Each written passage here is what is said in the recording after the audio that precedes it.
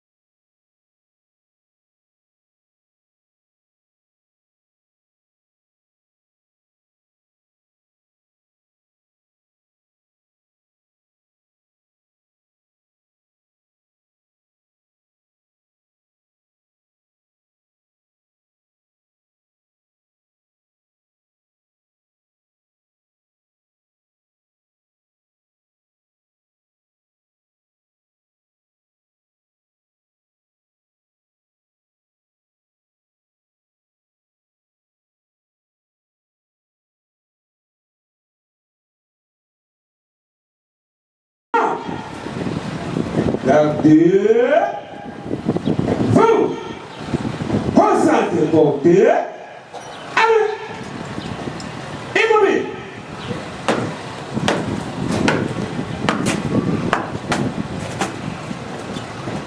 Monsieur le premier président de la Cour militaire opérationnelle du Nord Kivu, mon colonel, la police d'audience est rangée pour vous rendre les honneurs et vous présenter les prévenus qui vont comparaître à l'audience de séjour. Commandant police d'audience, Sergent-Major Kadima Wedelo Tchitché. L'audience de la Cour militaire opérationnelle du Nord Kivu est reprise. Arme au pied repos. À vous autres, mon colonel.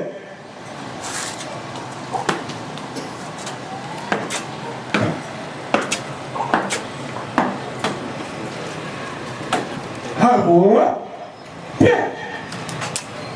repos. Maître, veuillez faire entrer vos comparutions. Pour le compte de prévenu, Kachine Chabani, Maître Jafari Ramazan, avocat au barreau de Kinshasa Matete, et je profite de l'occasion pour m'acquitter de ce agréable devoir de vous saluer, Monsieur le Premier Président, distingué membre de la composition, ainsi que Monsieur l'organe de la mort. Merci, Maître, la Cour vous salue aussi. Maître Marshal Bia, j'assiste le prévenu. Merci, Maître. Maître, tout à coup les comptes du maître Bédou. Merci, merci beaucoup, Maître. Avant toute chose, la Cour va s'assurer que le prévenu dont le nom est inscrit sur la décision de renvoi est bel et bien la personne qui est devant elle. Monsieur Kashindi, vous allez vous exprimer en quelle langue? Kiswahili.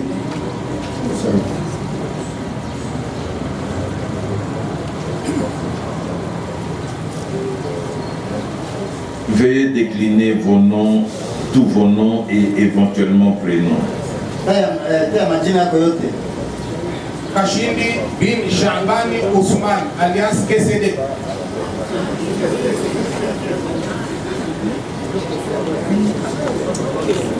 Ousmane alias KCD. décédé. KCD. KCD. Non.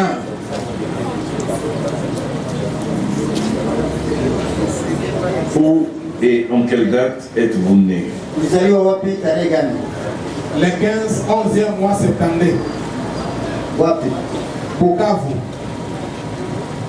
Nom du père et de la mère en précisant s'ils sont vivants ou décédés. Shabani.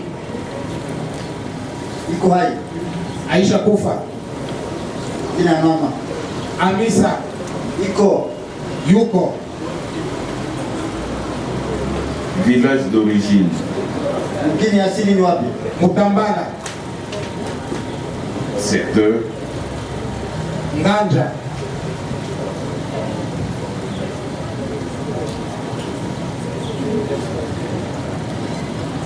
Territoire. Fizi. Province. Nord Sud Kivu.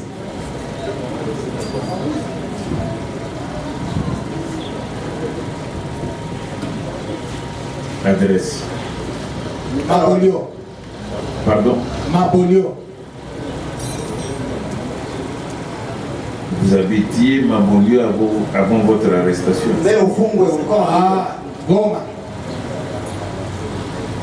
Quartier Himbi.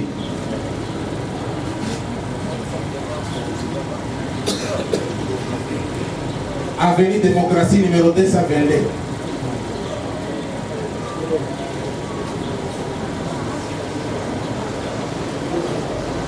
Vous dites quartier Imbi, ici c'est écrit quartier Ndosho. Et Ndosho Samahani. Ndosho.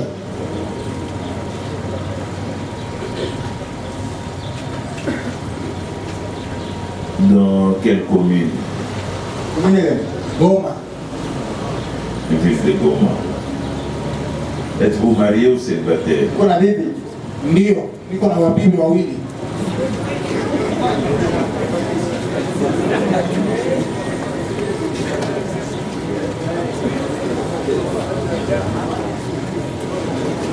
Quel est le nom de la première femme que vous avez épousée devant l'état civil? Sikufika pour l'état civil. Ok. La première femme que vous avez prise en mariage? Anaitwa Hawa. Et vous avez combien d'enfants? Tulizala naye batoto 5.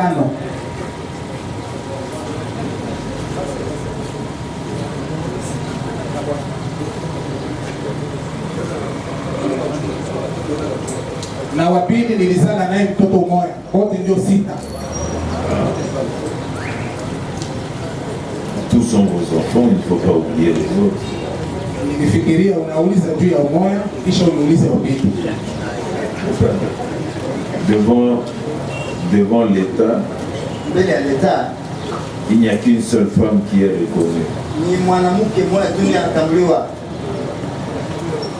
Elle peut bien être la 3e, la 4e, la 5e que vous avez prise en mariage, à condition que ce soit celle-là qui a été présentée devant l'état civil.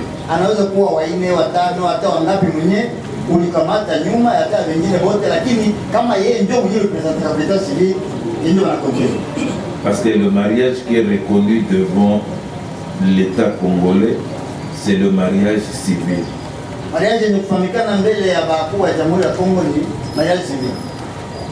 Ce n'est aucun mariage religieux. Et ne vous trompez pas, même pas le mariage religieux chrétien. aucun mariage religieux n'est reconnu devant l'État congolais. Comme étant le mariage légal. Hakuna hata mariage moya kikanisa yenyewe inajulikana mbele ya wakubwa ya l'État. Votre profession? Unafanya kazi gani? Niko prédicateur. Prédicateur musulman? Oui.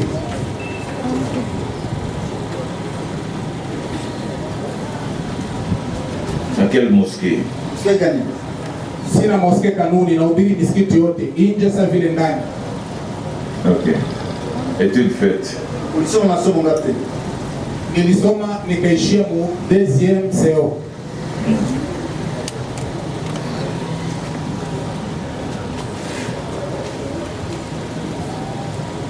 Avez-vous déjà été condamné? Ushaka hukumiwa? Bado sijahukumiwa.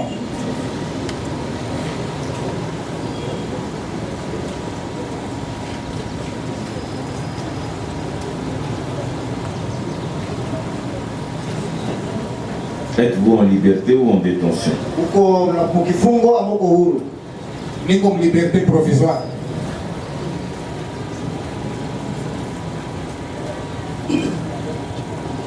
Ce n'est pas en liberté,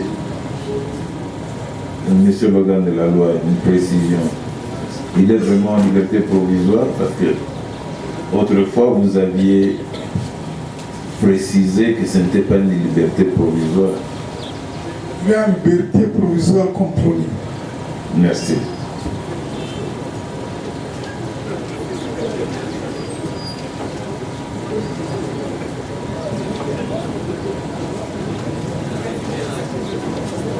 Avec le plein pouvoir reconnu à la Cour de vous remettre en détention, si vous arrivez à manquer une des audiences de la Cour, mais la Cour n'est pas tentée de le faire.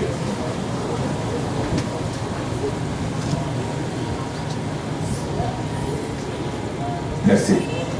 Veuillez suivre attentivement, bien que vous ayez la décision de renvoi, eh bien, la lecture de la décision qui vous a renvoyé devant cette cour au fin d'être réfugié. Monsieur le greffier, veuillez donner lecture de cette décision de renvoi.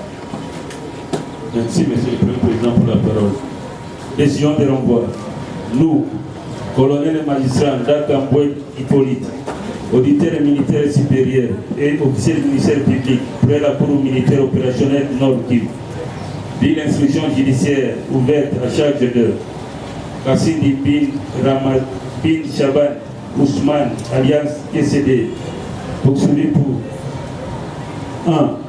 Avoir participé à un mouvement insurrectionnel en exerçant toute violence collective de nature à mettre en péril les institutions de la République ou à porter atteinte à l'intégrité du territoire national en édifiant des barricades ou en faisant tous travaux ayant pour objet d'empêcher ou d'entraver l'action de la force publique, en occupant la force ouverte ou par risque ou en détruisant tout édifice ou installation, en assurant les transports, la substance ou les communications des insurgés, en provoquant des rassemblements des insurgés par quelque moyen que ce soit, en étant soi-même porteur d'une arme, en se substituant à une autorité légale, en s'emparant d'armes, de munitions, de substances explosives ou dangereuses, ou de matériel de toute espèce, soit à l'aide de violences ou de menaces, soit par le pillage, soit en désarmant la force publique, en procurant aux insurgés des armes, des munitions, ou des substances explosives ou dangereuses, ou des matériels de toute espèce. En l'occurrence, à Goma, ville de Sénor, et chef-lieu de la province Nord Kivu, en République démocratique du Congo, sans préjudice des dates certaines, mais au courant de l'année 2014, période non encore couverte par les délais légaux de prescription, participer au mouvement EDF de Jamil Moukoul en provoquant des rassemblements des insurgés à qui enseignait idéologie djihadiste avant leur départ pour les différents maquis des EDF en territoire de Beni, fait prévu et puni par les articles 136 à 138 du Code pénal militaire. 2. S'être affilié à une association qu'il savait organiser dans le but d'attenter aux personnes ou aux propriétés. En l'occurrence, s'être dans les mêmes circonstances de lieu et des temps que dessus, s'affilier à la bande armée EDF commandée par Jamil Moukou, dont le but est d'attenter aux personnes et à leurs biens. Avec cette circonstance, il rassemblait les recrues afin de leur enseigner l'idéologie djihadiste avant leur départ pour le maquis EDF. Fait prévu et puni par les articles 156, 157 et 158 du Code pénal ordinaire livre 2e. Attendu qu'il réside de l'instruction que les faits mis à charge du préqualifié sont suffisamment établis pour motiver son renvoi devant la Cour militaire opérationnelle. Vu la loi numéro 023/2002, 18 novembre 2002, portant code judiciaire militaire. Vu la loi numéro 024/2002, 18 novembre 2002, portant code pénal militaire. Vu le code pénal ordinaire livre 1er, notamment à son article 23. Vu l'ordonnance numéro 08/003 du 9 janvier 2008 portant implantation d'une cour militaire opérationnelle. Renvoyant ce jour les prévenus 6 nommés devant la cour militaire opérationnelle pour être jugés conformément à la loi. Fait à Béni le 24 juillet 2017, signé l'officier du ministère public. Je vous remercie. Merci. Merci, monsieur le président. Oui, maître, la Cour a sous ses yeux un mémoire unique qui est introduit par maître Jafari Ramazani. Vous avez la parole pour élucider les tenants et les aboutissants. Merci votre honneur pour la parole accordée. Monsieur le Premier Président, distingué membre de la composition, par sa décision de renvoi, monsieur l'organe de la loi sollicite de votre auguste cour la condamnation de mon client pour avoir participé au mouvement insurrectionnel ADEF NALU de Jamil Moukou, en provoquant les rassemblements des insurgés à qui il enseignait l'idéologie djihadiste avant leur départ pour le maquis des ADF en territoire de Béni, fait prévu et puni par le Code pénal militaire aux articles 136 à 138. Il sollicite en outre de votre auguste cour la condamnation de mon client pour s'être affilié à la bande armée commandée par Jamil Moukoulou, dont le but est d'attenter aux personnes et aux biens, avec cette circonstance qu'il rassemblait des recrues afin de leur enseigner l'idéologie djihadiste, fait prévu et puni par les articles 156 à 158 du Code pénal ordinaire.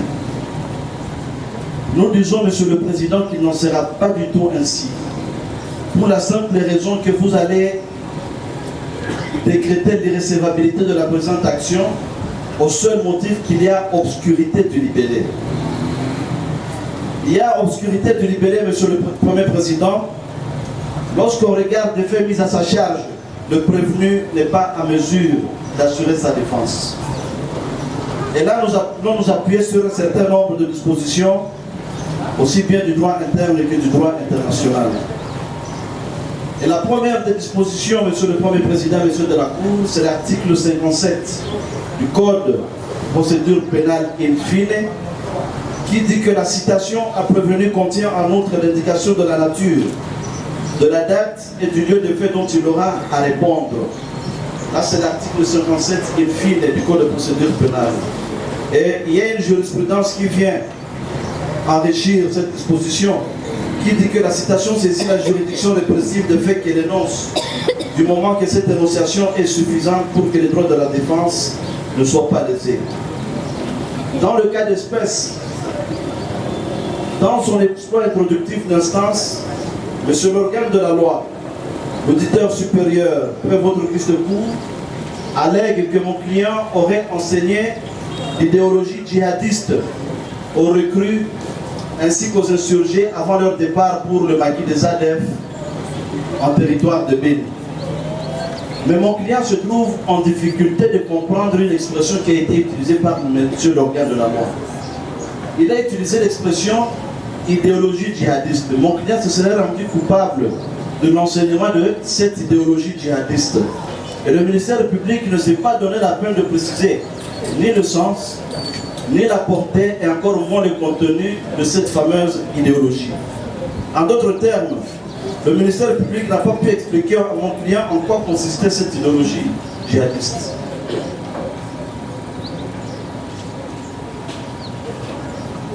Il est évident, monsieur le Premier Président, monsieur de la Cour, que l'épithète djihadiste utilisée par monsieur l'organe de la loi est dérivé du terme djihadisme. Malheureusement, ce terme est inconnu dans la littérature musulmane, religion de mon client. Djihadisme, ça, ce n'est pas connu parce que aucun érudit musulman ne saura vous dire avec précision ce que djihadisme veut bien dire. Parce que mon client, c'est un prédicateur musulman, il se retrouve devant un terme ou une expression qui a été utilisée, dont il ne connaît ni le sens ni la portée. Nous estimons, monsieur le Premier Président, que la plupart de ces termes sont fabriqués de toutes pièces dans certains laboratoires, aussi bien de l'Orient que de l'Occident, qui sont spécialisés dans la guerre des mots. Et cette guerre des mots est devenue un art dans lequel beaucoup de personnes se sont spécialisées, au point que ceux-là qui fabriquent leurs propres mots, ils ne savent plus ce que signifient les autres mots qui viennent s'ajouter. C'est ainsi que dans ces laboratoires, il suffit seulement d'ajouter un suffixe à un terme qui existe déjà et immédiatement le terme change son sens sémantiquement. Je donne un ou deux exemples. On peut dire par exemple que monsieur le Premier Président, c'est un homme intègre. Intègre, c'est un terme positif. Évitez de prendre excusez-moi, l'exemple des membres de la Cour. Je m'excuse. La Cour n'est pas partie, elle est arbitre. Tout à fait. Vous voulez suborner, rompre la Cour avec des louanges. Heureusement, c'est un public, monsieur le Elle Président. n'en a pas besoin. On peut dire de quelqu'un que c'est un homme intègre. C'est un terme positif. Mais il suffit seulement d'ajouter le suffixe isme ou bien iste. Lorsqu'on dit de quelqu'un qu'il est intégriste, ce n'est pas pour lui jeter des fleurs. Ou bien lorsqu'on peut dire par exemple que telle décision a respecté les normes. C'est une décision fondamentale. C'est positif. Mais lorsqu'on dit de quelqu'un qui a pris cette décision que c'est un fondamentaliste, là c'est encore pour ne pas lui jeter de fleurs. C'est comme le terme qui a été utilisé, le djihadisme. En islam, le terme djihad existe. Et mon client connaît parfaitement bien ce que c'est que le djihad et tous les contours du mot djihad. Mais quant au djihadiste et au djihadisme utilisé par monsieur l'organe de la loi, il n'y a que lui seul qui peut nous dire en quoi consiste cet enseignement de l'idéologie djihadiste. Et si vous entendez certaines chaînes de radio et de télévision, on reprend souvent tous ces mots qui sont collés à l'islam et aux musulmans par les grands empires médiatiques. Et puis, la répétition de tous ces mots, à force de répéter ces mots à la radio comme à la télévision, les gens risquent de croire que ces mots sont évidents et que son sens est clair, son intervention sur le champ médiatique. Un terme n'est clair qu'une fois qu'on l'a défini et circonscrit dans le vaste champ culturel qui peut être le sien, où il a pris naissance, où il a la couleur de son histoire, comment il s'insère dans l'histoire des mentalités. Voilà pourquoi mon client dit, en toute clarté, qu'il ne comprend pas l'expression enseignement de l'idéologie djihadiste. Quel est son contenu? Pour le reste du développement, vous allez voir dans nos notes, nous avons appuyé par un certain nombre de jurisprudences. Il y en a beaucoup. Ça concerne le terme idéologie djihadiste. Mais ce n'est pas tout, monsieur le Président.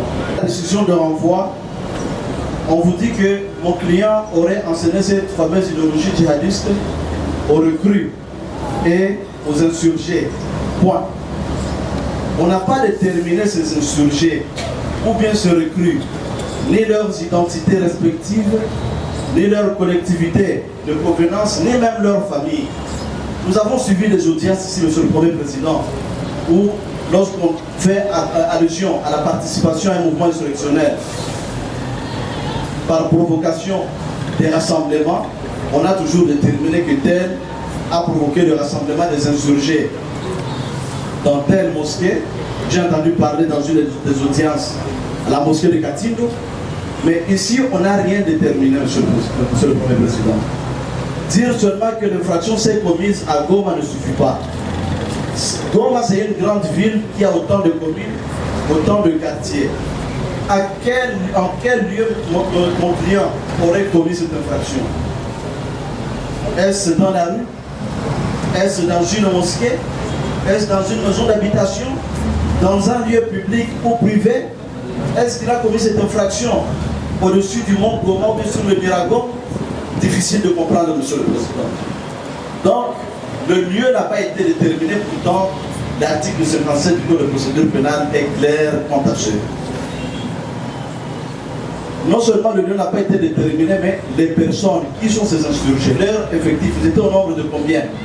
Difficile de savoir. On parle seulement des insurgés. L'article indéfini, on ne sait pas déterminer le nombre d'effectifs et même leurs identités. En lisant la décision de renvoi, Monsieur l'organe de la loi, à l'article 23 du Code pénal livre second.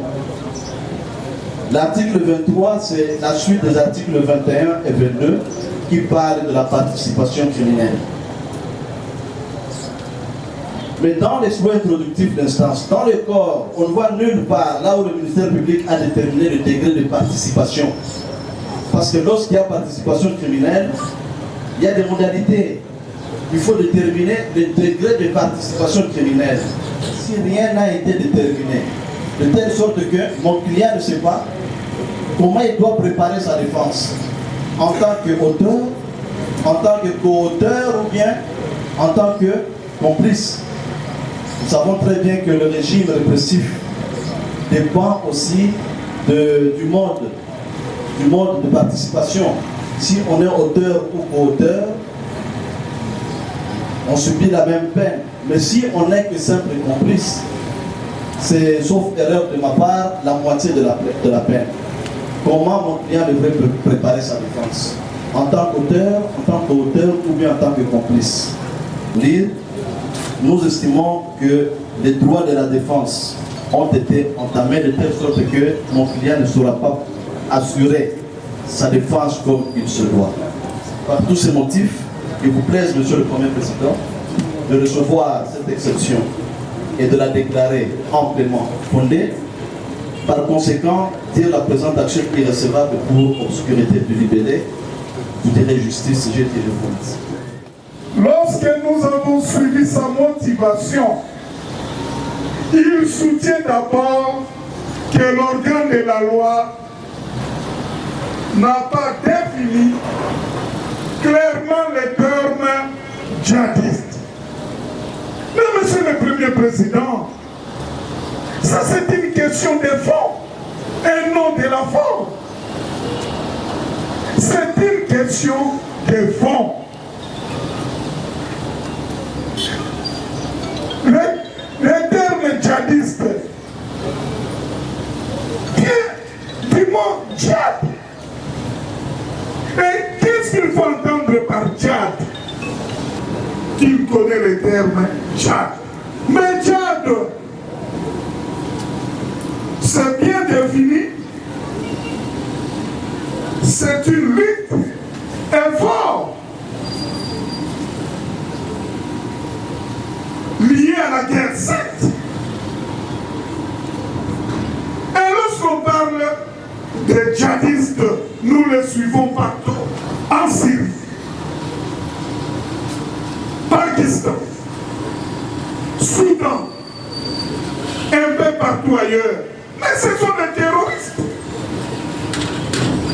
Il s'agit d'une question de fond. C'est l'organe de la loi, lors de l'instruction, qui doit démontrer qu'il donnait les enseignements à tel ou tel autre personnes pour cette fin. De plus, il soutient l'organe de la loi n'a pas déterminé où il a commis ces infractions. Mais la décision de renvoi est claire.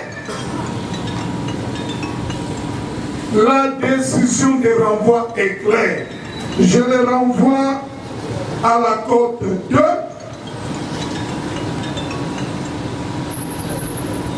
C'est bien dit dans le livre. Et nous disons que toutes les questions qu'il a soulevées, Monsieur le Premier Président, ce sont des questions de fond et non des questions de la forme. Il soutient qu'il ne sait pas son client le prévenir. Il doit répondre, il doit organiser sa défense, étant complice, côté ou autre. Mais nous disons, Monsieur le Premier Président, honoré membre de la Cour des séances, que la participation à un mouvement insurrectionnel, il s'agit d'une infraction pirate. Il n'y a pas de complice. Il s'agit d'une infraction pirate. Mettons devant l'office de cour. C'est pour que l'office de cour examine les éléments de preuve de l'accusation. Est-ce que réellement le prévenu est coupable ou pas? Alors, si c'est à partir des décisions de renvoi qu'on doit déjà condamner, il ne serait pas utile la présence d'instituer une juridiction. Nous disons, ce sont des questions de fond et que vous allez rejeter son mémoire unique, ses moyens et tirer les vents. Je m'incline à la sagesse. Merci, Monsieur le Président. Relève qu'il ressort de l'article 246 du Code judiciaire militaire, qui est l'un des 3 articles de la section 4. Il ressort ce qui suit. Quelle que soit la manière dont elle est saisie, la juridiction devant laquelle le prévenu est traduit apprécie sa compétence d'office ou sur déclinatoire. Si le prévenu, à peine d'irrécevabilité et avant les débats sur le fond, déposer un mémoire unique. Et bien sûr, s'il y a plusieurs prévenus, tous les mémoires doivent également être déposés avant les débats sur le fond. C'est à cette condition, selon l'analyse de la Cour, à la condition que l'exception concerne la régularité de la saisine ou la nullité de la procédure antérieure à la comparution, que le tribunal statue par un jugement motivé. À entendre le Conseil de la défense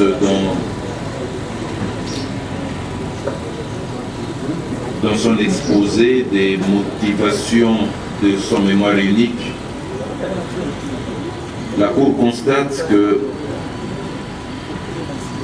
le Conseil s'appuie sur la citation à prévenu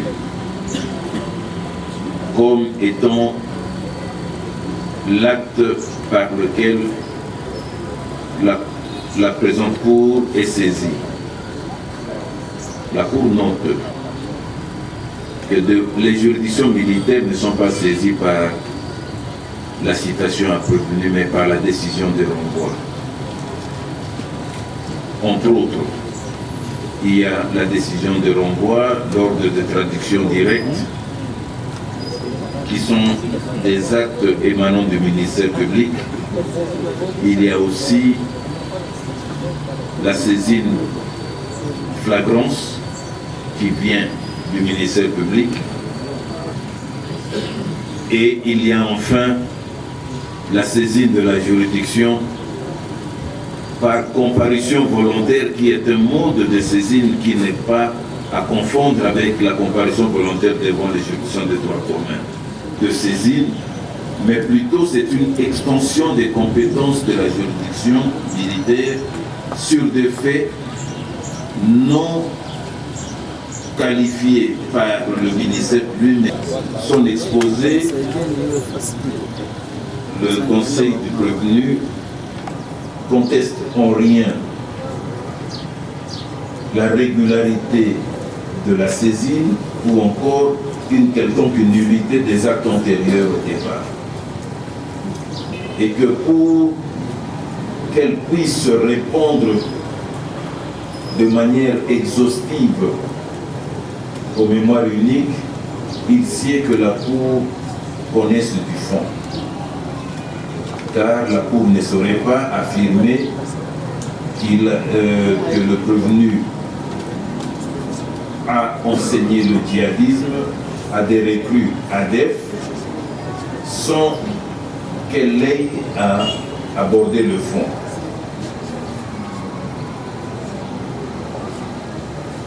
Aussi, ainsi que lui reconnaît l'article 247 du Code judiciaire militaire, qui est son code de procédure pénale, loi spéciale, les exceptions et incidents relatifs à la procédure au cours des débats font l'objet, sauf décision contraire de la juridiction saisie, d'un seul jugement motivé rendu avant la clôture des débats. Estimons que les points relevés dans le mémoire unique concernent le fond et que la Cour ne peut pas valablement y répondre sans connaître du fond, la Cour joint ce mémoire au fond et rassure toutes les parties qu'elle y répondra de manière exhaustive dans sa décision définitive. La cause enrôlée sur le pénal numéro 208 par 2017 est renvoyée à lundi de la semaine prochaine, date suivant le calendrier.